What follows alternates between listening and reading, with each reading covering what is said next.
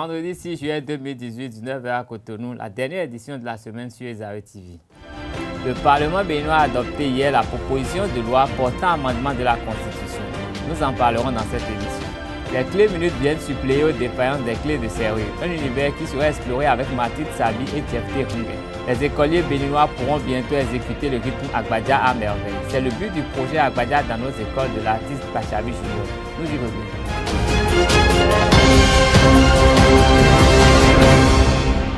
Mesdames et messieurs, bonsoir. 62 voix pour 19 contre et une abstention. C'est le résultat du vote des députés béninois relatif à la proposition de loi portant amendement de la Constitution. Ce 5 juillet à l'hémicycle, les 3/4 requis ont été réunis en ce qui concerne la recevabilité de la proposition de loi. Quant à son étude par le Parlement, la majorité des 4/5 n'a pas été atteinte. La loi sera soumise à un référendum. Au terme de ce vote, les deux camps qui s'opposent ont apprécié les résultats au micro de nos reporters. Vous avez suivi, nous avons pu obtenir les 3/4, la majorité qualifiée telle que souhaitée par les textes de la République et par notre Constitution. À la suite de cela, nous avons entamé la deuxième phase qui vient d'aboutir pour l'approbation de la proposition d'amendement de notre loi fondamentale. Nous avons obtenu, une fois encore, 62 voix sur 82. Une majorité ou un chiffre important, mais en tout état de cause, insuffisant pour atteindre la majorité qualifiée requise des 4/5. Toutefois, parce que vous connaissez aussi bien que nous les textes, cela ouvre la possibilité de soumettre le texte retenu par la Commission des lois à l'appréciation du peuple béninois. Donc, je voudrais dire à travers donc, ces deux votes qu'enfin nous ouvrons la possibilité de moderniser notre loi fondamentale, à tout le moins sur les 4 points qui étaient soumis à amendement. Je voudrais dire que le BMP et individuellement les députés et le BMP dans ses différentes structures, c'est-à-dire la coordination, mais également le comité d'orientation et de supervision, nous avons essayé de bonne foi de dialoguer, d'échanger avec nos partenaires de la minorité parlementaire afin que nous puissions trouver des points de convergence. Vous savez, nous sommes en politique et ce qui peut sembler blanc d'évidence à tous, en politique peut sembler gris, voire noir. Vous avez beau certifier que c'est blanc, en politique, vous avez le droit de dire que c'est violet, noir ou rouge. Donc nous n'avons pas pu manifestement totalement convaincre l'ensemble des députés de la minorité qui sont restés dans une certaine posture. J'ai exprimé le vote selon le choix de ma formation politique et je crois que c'est ce qu'il faut d'ailleurs. Je dis que c'est vraiment formidable le résultat issu de cette séance de travail, dans la mesure où le projet de modification de la Constitution va faire l'objet de soumission au peuple à travers un référendum. Et d'ailleurs, dans ma déclaration, je crois que je l'ai sorti. Donc, le peuple va s'exprimer et là, vraiment, on sera tous quittes. Si le peuple accepte ça, ce serait vraiment formidable. Si le peuple n'accepte pas, bon, ça veut dire qu'à ce moment-là, bon, on va tirer les conséquences. Mais pour tout ce qui concerne la Constitution, si ça peut être réglé par voie référendaire, ce serait la meilleure des options. À l'occasion de ce vote qui suscite moult commentaires, l'esplanade de l'Assemblée nationale a été le théâtre d'une manifestation hier. Les syndicalistes et les membres de la société civile opposés à ce vote ont exprimé leur désapprobation. Un mouvement qui s'est heurté à la police républicaine dépêchée pour assurer la sécurité de l'hémicycle. Le reportage de la rédaction.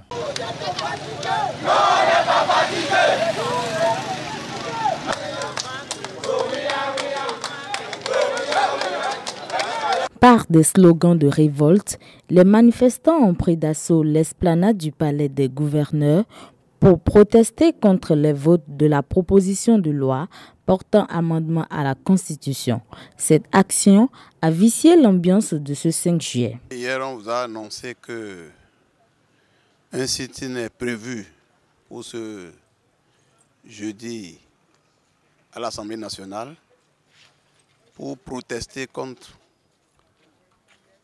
non seulement le vote de plusieurs lois scélérates, mais contre la proposition de loi sur la révision de la Constitution, qui est en train d'être examinée en plénière aujourd'hui. Vous vous rappelez, en avril 2017, précisément, je viens, le 3 et 4 avril, nous étions ici pour demander aux députés de rejeter. La minorité parlementaire, avec l'appui du peuple, avait pu rejeter. L'ambiance de l'esplanade contraste avec celle de l'hémicycle, où les députés se sont acquittés de leurs tâches en toute sérénité. Le peuple a pris d'assaut le Parlement pour protester et dire non contre le projet de loi pour la révision de la Constitution de façon en catimini. Donc on ne peut pas faire une révision de la Constitution en dehors du peuple. Il faut toutes les composantes du peuple pour toucher en fait à la Constitution. C'est pour ça que le peuple dit non, nous sommes au Parlement. Et ils ont fait venir les hommes en armes pour intimider tout ça là. Non, le peuple ne peut pas avoir peur. Donc la plus grande autorité de notre pays, c'est le peuple. Le dispositif sécuritaire a maîtrisé la situation au bout du rouleau avec la force. Dans le même registre, la question du vote relatif à la recevabilité de la proposition de loi portant amendement de la Constitution béninoise, les citoyens se sont exprimés au micro de Esther Tofa. Suivez. 62 députés ont dit oui pour l'amendement, 19 députés seulement ont refusé. Cela veut dire que la loi de la majorité a parlé. Maintenant, il y a un autre vote qu'ils ont fait par rapport au vote parlementaire. Lorsqu'on va avoir les 4/5e, ça va passer au Parlement. Mais comme nous sommes dans un pays démocratique, il faut aller aux urnes. Comme ils avaient peur, l'opposition avait peur au début d'aller au référendum, c'est-à-dire aux urnes, ils ont rejeté d'ores et déjà, n'est-ce pas, la recevabilité de la révision de la Constitution, du projet de... Maintenant, ça y est. On va voir qui est garçon. La révision de la Constitution est une nécessité pour le pays. Le Bénin a besoin de la révision de la Constitution. La révision de la Constitution, parce que notre Constitution donne trop de profit aux politiciens. C'est pour ça que nous avons près de 300 partis politiques dans ce petit pays. Vous voyez, notre révision ne donne aucune garantie aux investisseurs. C'est pour ça que la révision de la Constitution est très indispensable. Parce que 40% de la population béninoise sont analphabètes.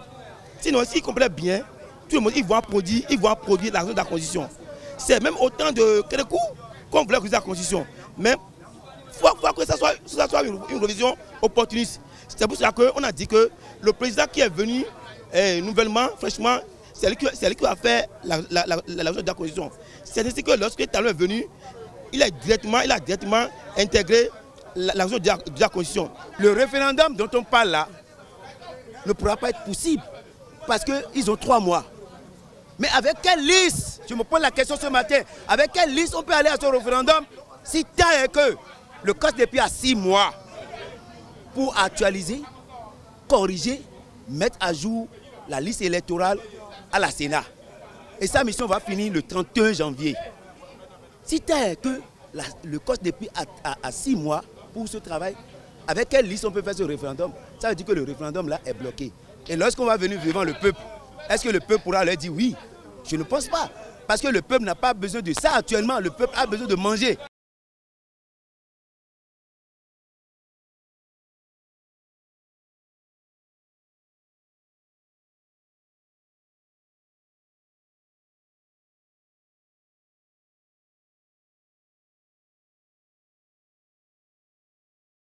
Vraiment, je suis très content.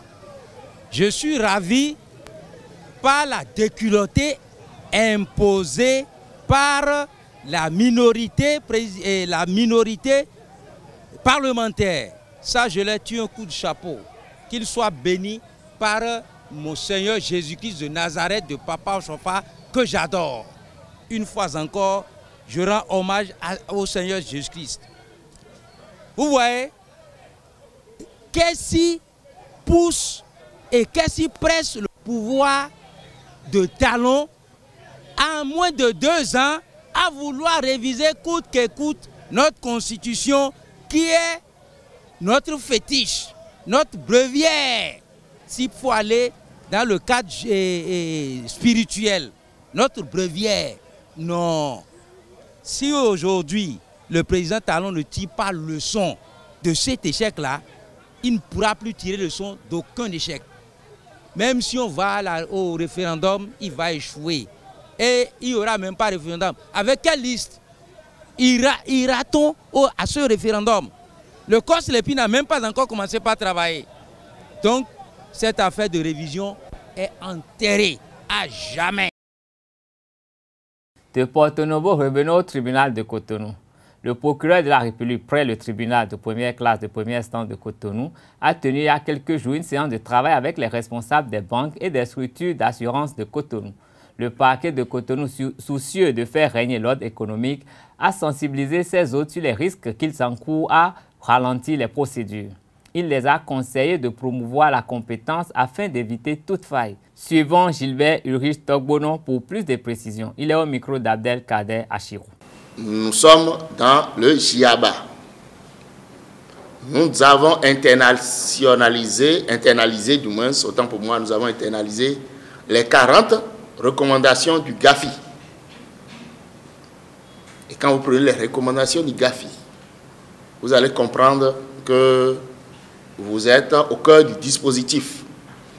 On se sert de vous pour faire du blanchiment des capitaux ou que vous-même vous participez à des blanchiments de capitaux. Et certaines assurances sont consciemment ou inconsciemment dans la commission de ces infractions, de cette infraction de blanchiment de capitaux. Et nous sommes dit, il faudrait vous avertir, il faut attirer votre attention pour que vous commenciez à faire le ménage en votre sein, pour que vous commenciez à nettoyer votre écurie. Parce que lorsque nous allons commencer, ou du moins les noms que nous avons, les structures d'assurance que nous avons, lorsque nous allons commencer par taper, qu'on ne parle pas de chasse aux sorcières comme on en parle davantage dans notre pays. Ce que nous voulons dire ou ce que nous disons, c'est technique et il en va du suivi de la structure dans laquelle ou dans lesquelles vous travaillez.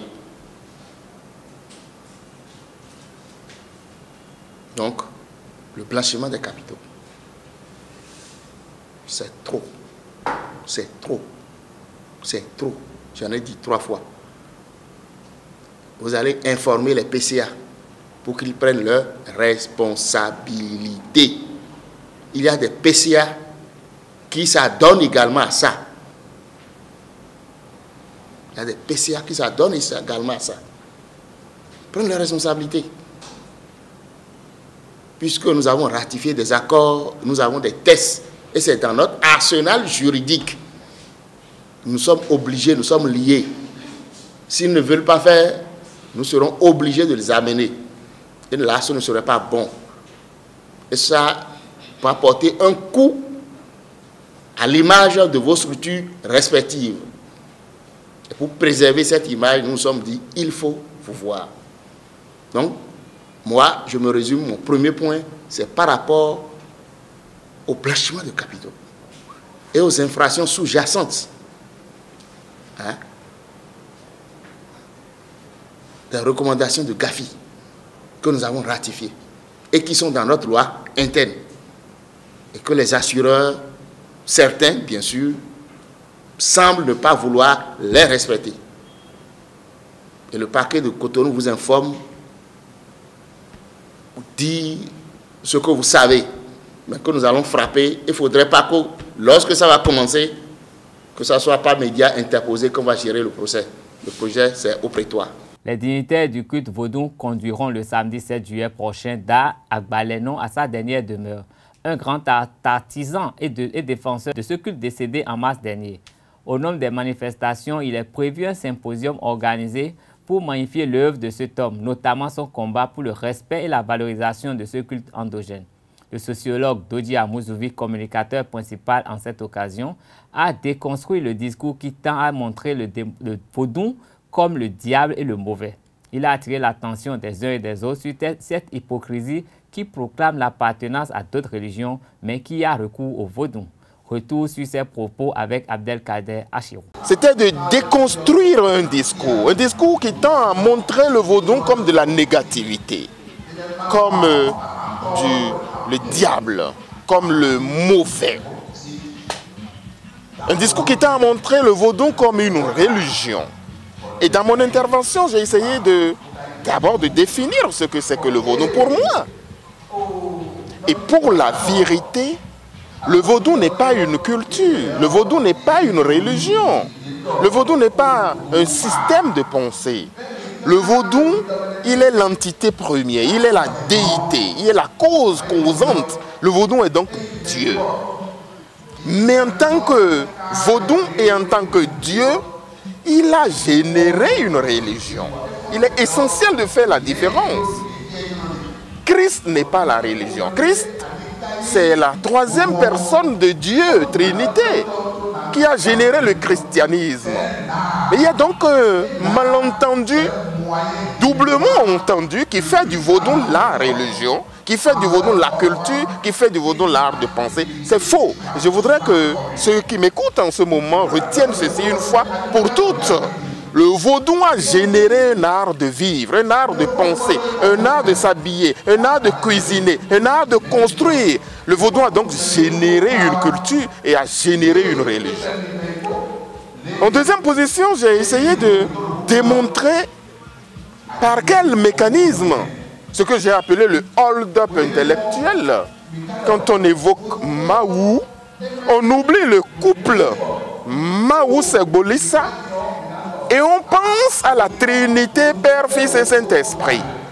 Il faut donc qu'il y ait une sorte de décolonisation intellectuelle, de déconstruction du concept, pour que quand on dise Mahou, on sache que nous sommes dans la constellation du vaudou, on sache que nous sommes dans le panthéon du vaudou, s'il en existe, et qu'au bout, la cause causante, c'est le Mahou Segbolissa qui est conçu comme couple, comme énergie vivifiante, comme cause causante. Enfin, j'ai essayé d'expliquer pourquoi nous continuons jusqu'à aujourd'hui de nager dans cette hypocrisie et quelle est la part des vaudous eux-mêmes. Comment il se fait que la nuit, les cadres béninois, les fonctionnaires béninois courent, rompent et vont chercher des solutions auprès des vaudous, non? Et le lendemain, affichent une appartenance à une autre religion dite moderne. Mais si le vaudou a créé une religion dite traditionnelle, il est temps que le christianisme devienne une religion aussi traditionnelle, puisqu'après le christianisme est arrivé beaucoup d'autres religions. Donc, la séparation qu'on fait entre religion traditionnelle, religion endogène et religion moderne, sur un plan chronologique a un sens, mais sur un plan méthodologique ne veut rien dire. Donc, en troisième position, j'ai essayé de montrer, d'appeler l'attention des gens sur cette hypocrisie souriante qui fait que nous sommes tous des vaudouisants. Je me pose la question même sur la laïcité du Bénin. Oui, nous avons une laïcité juridique, une laïcité proclamée. Mais est-ce que l'État est à égale distance vis-à-vis de toutes les communautés religieuses au Bénin? Je n'en suis pas sûr. Je donne un exemple. Regardez combien de fêtes, de jours de fêtes sont fériés pour certaines religions. Combien en avons-nous dans la communauté du vaudou, que vous savez? Or, l'État devrait se retrouver très objectif, très neutre, à égale distance vis-à-vis de toutes les communautés Mais pourquoi nous avons un lundi 2? Pourquoi nous avons un mardi 2? Pourquoi nous avons pourquoi près de 5 à 6 jours fériés pour des fêtes religieuses par jour, alors dans une certaine communauté, alors que dans une autre, on n'a qu'un seul? Il y a lieu de se poser la question de savoir si socialement, la laïcité juridique proclamée, constitutionnelle proclamée, rencontre la laïcité sociale. La multiplication des clés de serrure est l'une des activités qui nourrit son homme au Bénin. Elle permet de récupérer le double de sa clé en cas de perte ou de vol. Quel est le processus mis en place par les professionnels pour satisfaire en temps réel la clientèle? Élément de réponse avec ce reportage de Maltide Savdi et de Jefté Hungue. La reproduction conforme de tout genre de clés, communément appelée clé minute, est une activité qui inonde nos villes et quartiers de ville. Quoique dangereuse, elle s'impose quelquefois à tous. Au Bénin, les serruriers achètent les échantillons de clés qu'ils taillent ensuite selon les besoins de la clientèle. Nous photocopions les clés. Nous, on ne fabrique pas les clés. Ce sont les Blancs qui fabriquent les clés. Et maintenant, nous achetons les matières pour faire la photocopie. Comme on achète les papiers à rame pour faire la photocopie. C'est la machine de ces clés-là. Et maintenant, on place la clé originale ici. Hein, et la clé originale ici. Et on met la clé qu'on veut photocopier ici. Et après cela, on branche la machine, on tire comme ça. On fait comme ça. Comme ça. Si on termine, on blanche. Maintenant, ça là, c'est la machine de cette clé. C'est la machine de cette clé là. Hein? On appelle ça machine à pointe. Hein? C'est une machine de clés à pointe. C'est ça là qui fait des clés, hein? Les clés de porte les clés à pointe là. Et puis les clés Mercedes, la Honda, et BMW. Il y a des autres que nous-mêmes on fabrique, mais il y a des autres qu'on commande. Si ça vient, nous on a des machines, on taille ça, on a des appareils, on programme ça. Pour la sécurité des personnes et des biens, quiconque voulant multiplier une clé doit se faire enregistrer et laisser ses coordonnées. On prend la carte d'identité, on prend les données qui sont sur la carte d'identité. D'abord, si tu viens avec la clé, on te demande, la clé c'est pour qui? C'est pour toi-même. On te demande ça d'abord. Tu vas dire, s'il a menti, ça fait son colis. Parce que nous sommes là pour... Nous ne sommes pas Dieu. Mais ce que nous, on essaye, on nous fait cela, on doit le demander d'abord. C'est quelque chose qui est très dangereux, mais on fait ça en prenant les cartes d'identité ou soit les passeports avant de faire ça. Ouais. On ne fait pas les clés par hasard comme ça. La multiplication ou photocopie des clés est une activité légale car chaque atelier de serrurerie est doté d'un numéro IFE. En page culture, l'artiste béninois héritier du Agbadia, Gbadjabi Junior, a mis en place un projet pour inciter les écoliers béninois à ce rythme de l'ère culturelle Guin et Wachi. Après le Mono, son département d'origine, il va à l'assaut du Septentrion en commençant par la commune de Parakou. Un projet conjoint avec l'association Contes et légendes d'Afrique qu'il dévoile ici au micro de nos reporters. Essentiellement, le projet, c'est que nous, on avait pensé de faire un son spécialement pour l'UNESCO et l'OMS avec l'UNICEF spécialement intitulé Agbadia dans nos écoles. On doit l'enseigner, on doit former la promotion, on doit faire la promotion de l'alphabétisation, la promotion de nos cultures dans nos écoles pour le taux de la culture soit évolué au niveau de nos écoles. Donc voilà, et Tafodi Association est en partenariat avec l'association Contes légendes noires d'Afrique ici au Bénin. Et il est le promoteur aussi culturel, donc c'est avec eux. Ils ont eu pensé pour dire qu'est-ce qu'on va faire ensemble. Et bon, la composition est sortie, bientôt le CD va être sur le marché pour enseigner Agbadia dans nos écoles. Bachavi, nouvelle formule. Et dans 2 semaines, on va démarrer sur le département de Parakou. Et c'est là où on va continuer vraiment On est autorisé déjà et on va démarrer bientôt le tournée et à Gbadja dans nos écoles avec des marionnettes et la formation de nos enfants pour vraiment le développement culturel dans nos écoles. Je pense que j'étais l'année dernière au Mali, au FESPACO, raconter la diaspora qui sont là-bas, les Béninois, et porteur d'un projet avec l'association contre les gens d'Afrique et Nuit de la diaspora. Alors donc, et après le Mali, le Burkina, donc ça a besoin beaucoup de recherche pour faire la diversité instrumentale d'Agbadja. Et Agbadja aujourd'hui, tu peux écouter Agbadja aujourd'hui, tu peux retrouver quand même vraiment le Mali de Nan, le Burkina de Nan. Voilà ce que je suis en train de penser aujourd'hui. Ça veut dire, tu écoutes Agbadja, mais tu attends le flûte dedans, tu attends le balafon dedans, tu vas voir des marionnettes dedans, tu vois des trucs spécialement culturels et Afrique. Bemandola isukulu de ae o mandola isukulu vokpo ae mandola isukulu vode na so ba nyona de viu vode mandola isukulu